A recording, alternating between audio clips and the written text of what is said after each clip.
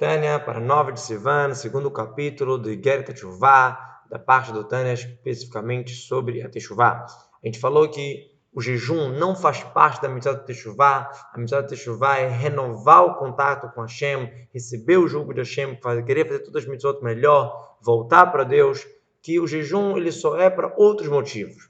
Mas diz o Admono aqui para a gente, isso que a gente está falando em relação a perdoar o pecado, em relação a acabar com o pecado, é apagado totalmente se a pessoa transgrediu a mitzvah do rei, mitzvah de Hashem. Se ela fez teshuvah completa e ela vai melhorar e renova o contato, como a gente falou, não vão lembrar para ele nada daquilo que ele fez no dia do julgamento, não vão castigar ele por causa disso.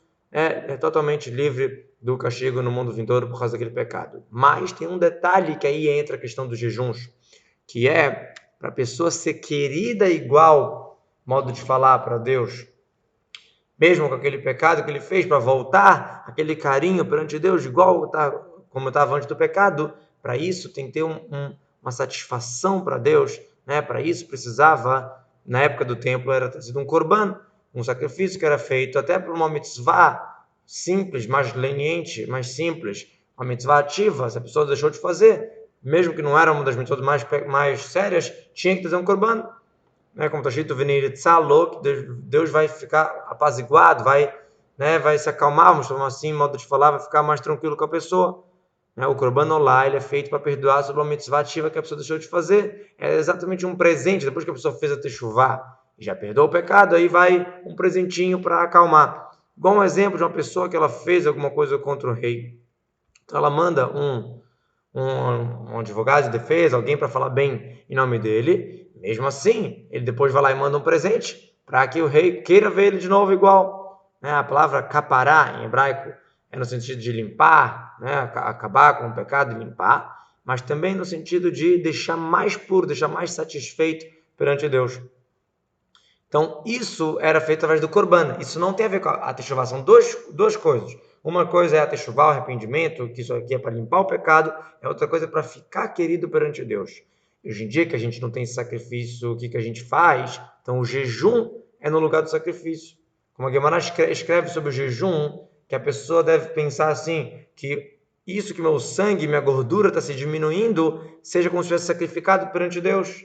Então por isso, por causa desse motivo de querer ficar mais querido perante Deus, a gente encontra na Guimará vários sábios que jejuaram por coisinhas muito leves, por um pecado bem de leve, vários e vários jejuns. Como, por exemplo, o Abelazar ben Azariah, que a opinião dele, ele permitia a vaca sair no Shabat com a fita entre os dois chifres, e os Rahamimos, a maioria dos sábios, proibiram.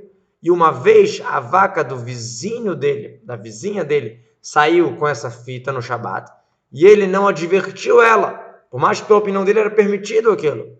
E os seus dentes ficaram pretos de tantos jejuns, quer dizer, só por ele não ter seguido o dito dos Rahamim, a maioria que falaram que era proibido, ele não advertiu a vizinha dele. Então ele fez jejuns e mais jejuns por isso. Ou Rabi Yoshua, por exemplo, que uma vez ele falou uma frase forte sobre Beit Shammai e também seus dentes ficaram escuros de tanto jejum. E Rav Huna, uma vez, a fita de Tefilin virou, ele jejuou 40 jejuns. E vários casos. Então não é porque para ter a Teshuvah tem que ter os jejuns. E sim, isso é uma questão de ficar querido perante Deus. Baseado nisso, o Arizal ensinou, de acordo com a Kabbalah, vários e vários números de jejuns por pecados simples, como por exemplo, 151 jejuns sobre a raiva. Ou até um decreto dos sábios, por exemplo, o vinho, que a gente não sabe se foi do goi, que não foi fervido, etc. 73 jejuns. E por aí vai. Se a pessoa não rezou, por exemplo, 61 jejuns. E toda essa ideia desses jejuns é uma simpatia maravilhosa para a vontade de Hashem estar mais com a gente. É igual o Corban, que era um cheiro prazeroso para Deus, o jejum também. Tanto que no livro de Yeshaya ele fala assim, será que você vai chamar isso aqui de um jejum, de um dia propício para Deus? Eles estavam se comportando de uma maneira errada. Sinal que um jejum bem feito é um dia propício para Deus, é um momento de uma proximidade para Hashem. Então, de novo, a Teshuvah é uma coisa, está querido perante Deus, aí entra a questão dos jejuns, mas o Tânia vai explicar na continuação que hoje em dia a gente não segue essas quantidades absurdas de jejuns e, na verdade, a gente segue outros caminhos, como vamos falar na continuação.